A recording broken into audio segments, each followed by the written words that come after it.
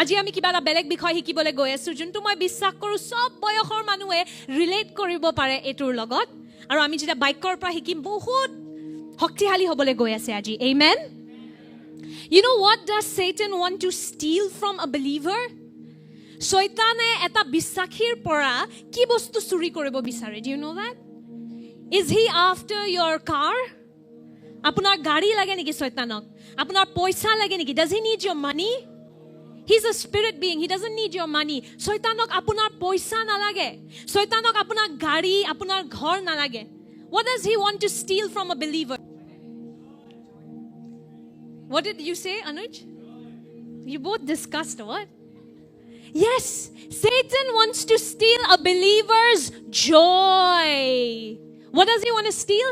Joy. শয়তানে কি চুৰি কৰিব বিচাৰে এটা বিশ্বাসীৰ পৰা জানে আনন্দ আনন্দ কিয় আনন্দ চুৰি কৰিব বিচাৰে কাৰণ বাক্যত লিখা আছে যে আনন্দই আমাৰ শক্তি ঈশ্বৰৰ আনন্দ আমাৰ শক্তি বুলি লিখা আছে নেহমিয়া 8 অধ্যায় 10 পদ Nehemiah 8:10 says the joy of the Lord is your So if you are joyful you are strong amen যেতিয়া আপুনি আনন্দৰে ভৰি থাকে আপুনি শক্তিশালী হৈ থাকে Have you ever seen a strong prayer warrior who's depressed? আপুনি এনেকুৱা প্ৰাৰ্থনাৰ হৈনিক দেখিছেনে যাৰ ডিপ্ৰেছন হৈ আছে No, when you are joyful, you are strong. Amen. যেতিয়া আপুনি আনন্দৰে ভৰি থাকে, আপুনি শক্তিশালী হৈ থাকে। যেতিয়া আপোনাৰ আনন্দ লেভেল কমি কমি গৈ থাকে, আপোনাৰ প্ৰাৰ্থনা কৰা মন নাযায়, মণ্ডলী আহিব মন নাযায়, বাক্য পঢ়িব মন নাযায়। Is that correct? When you are joyful, you want to pray more. Amen. You enjoy reading the Bible, you love coming to church. The minute your joy is touched, okay, your efficiency starts to go down apuni iman follow on to nohoy jitia apunar anondor level to komi komi goi thake so what is Satan after he's after joy can you say that joy mur logot kok anondo শয়তানে কি চুৰি কৰিব বিচাৰে anondo Satan wants to steal every believer's joy because your joy is your strength And it comes in different ways. Sometimes through situations. Kitiaba apunar kiba poristiti hoy gol jot apunar dukh lagi gol beya lagi gol. Ba kitiaba enekeo ahe je besi furti hoy ase kintu sabi toy prarthnar hoinik hoy iman furti nokoribi. Sometimes it comes very sneakily. Does that happen when you're having too much fun? And then Satan will sneak this lie in you. Hey, you're having too much fun. You're a prayer warrior. Get serious. Yeah? But Joy is a fruit of the Holy Spirit. Seriousness is not. Ananda পবিত্ৰ আত্মাৰ ফল হয় হয়নে নহয় গভীৰতা নহয় কিন্তু শয়তানে কিবা কি কৰে যেতিয়া আমি বেছি হাঁহি ফুৰ্তি কৰো কব চাবি দে পুনাম বেছি হাঁহি আছো কিন্তু প্ৰাৰ্থনাৰ হৈনিক হয় ইমান হাঁহি থাকাটো ভাল নহয় You're a prayer warrior. You're not supposed to have so much fun. You're supposed to be all tired doing spiritual warfare. শয়তানে কিবা হেনেকুৱা বিচাৰে যে আত্মিক যুদ্ধ আমি কৰি কৰি ইমান দুৰ্বল ইমান গভীৰ ইমান দুখত খুজকাৰো and in all of that what happens your efficiency goes down হেবোৰ কৰি কৰি কি হয় আমি ফলো অন তো নহও আৰু because the joy of the Lord is our strength আমাৰ আনন্দটোৱে আমাৰ শক্তি Now I was asking the Lord what is the one way through which Satan steals our joy especially our generation মই প্ৰভু খুদি আছিলো যে কোনটো অস্ত্ৰ শয়তানে ব্যৱহাৰ কৰে আৰু আমাৰ আনন্দটো চুৰি কৰে বিশেষকে এটো যুগৰ মানুহবোৰ আমাৰ যুগ obviously you know the Lord will always speak to us in a way that's relevant no ঈশ্বৰে সদায় আমাৰ লগত এনেকে বুজাব যোনটো আমি বুজি পাও আমাৰ সময়ৰ লগত আমি কানেক্ট কৰো and the Lord showed me this he said comparison is the thief of joy comparison তুলনা কৰাটো আমাৰ আনন্দৰ চুৰ হয় That's the name of the teaching today. Wow, I like whoever made this. Thank you, projection team. Nice job. Can we say this? Comparison is the thief of joy. Tulona hoy anondor sur. Isn't that true? Thanks to social media, you have every information on what everybody else is doing.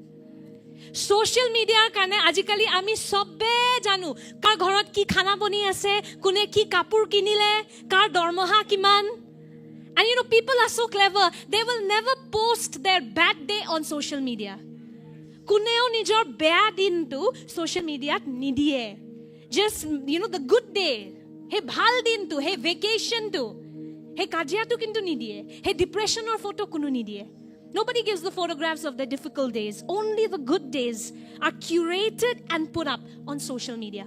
And so what's happening, the Lord was just showing me that it's like the minute you wake up, you have access to everybody's life. Apni jitya har pae, apni sobore jibanot ki choli ase, kune ki khale, ki pajama pini ase, sob apuni jane. আৰু হেতুৰ কাৰণে কি হয় আমি নাজানাকে তুলনা কৰা আৰম্ভ কৰোঁ আৰু তুলনা কৰি কৰি যেতিয়া হেতু বস্তু আমি চেক নকৰোঁ আমাৰ আনন্দ গুচি যায় this is what's happening comparison and when you don't check it anymore it's there you think it's normal no big deal I'm just comparing everybody does it and when you don't check it it eventually goes deep in you and it starts to steal your joy and you're not happy a single day and you didn't even realize how you became 50 from 15 apuni gome na pabo okhanti kori kori apuni bhabile to normal sobe kore aru apni gom na pabo keneke apuni 15 pra 50 hoy gol aru apuni okhanti kori thakile iman bosor koto santusto নহল and ultimately prathnao bhalke নহল baikko bhalke নহল eku bostu bhalke নহল when you're not satisfied right you're discontent what happens your efficiency goes down you're not praying you're not nothing time just went by complaining. And so we need to understand that comparison is the thief of joy. I love what Apostle Paul told Timothy. Timothy was a young pastor, and I connect so much to Timothy. Have you ever read Paul's letters to Timothy? Timothyৰ নাম শুনিছে তেওঁ পৌলুসৰ আত্মিক পুত্ৰ আছিল আৰু হি এজন ডেকা পাস্তৰ আছিল Timothy আৰু পলে বহুত ধুনিয়াকে আত্মিক পিতৃৰ ৰূপত Timothyক চিঠি লিখিছিল আৰু আত্মিক পিতৃৰ ৰূপত Timothyক পৌলুসে কৈছিলে 1 Timothy 6 অধ্যায় 6 পদত True godliness with contentment is itself great wealth. Can we say that together, church? 1, 2, 3. Can you increase the gain a little bit? Let's read this together. 1, 2, 3. True godliness with contentment is itself great wealth.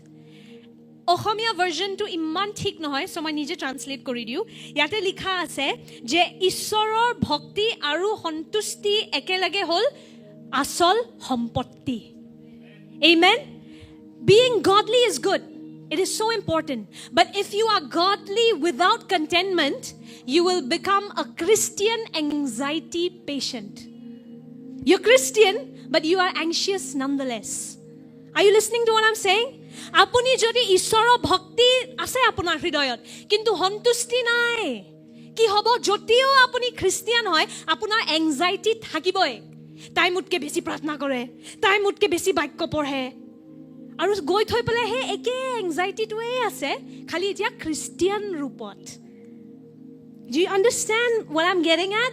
If you're not content, content means what? Grateful, thankful, satisfied.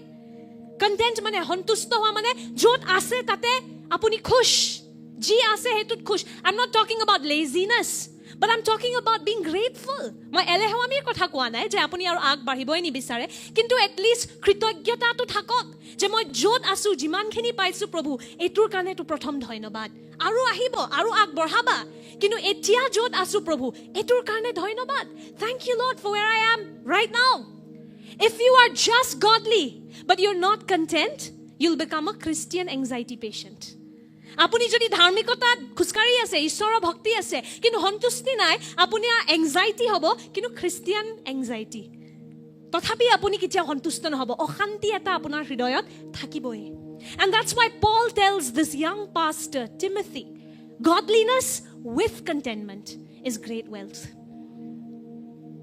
bhakti আৰু তাৰ লগত সন্তুষ্টি দুটা যেতিয়া মিলি যায় হেতু হল আসল সম্পত্তি আমেন ভক্তি আৰু সন্তুষ্টি যেতিয়া একেলগে মিলি যায় কি হয় সম্পত্তি godliness and contentment is true wealth amen I love my husband he's the most content man I have ever seen I'm learning this from Pastor Navarun okay and I've seen God work in him Pastor Navarun was a big competitive freak do you know that agote Pastor Navarun bahut competitive asil medical student naturally so kune kiman marks pale tar upor bongali medical student apuni কিমান dangerous combination এইটো কিমান পঢ়াকু হয় we all know Bengalis are very studious they are very intelligent very competitive and Pastor Navarun was that pakka Bengali medical student very competitive before his exams I would have to go and pray with him you know I would go outside his house during our dating days I would go outside his house and I'd have to pray with him because he'd have anxiety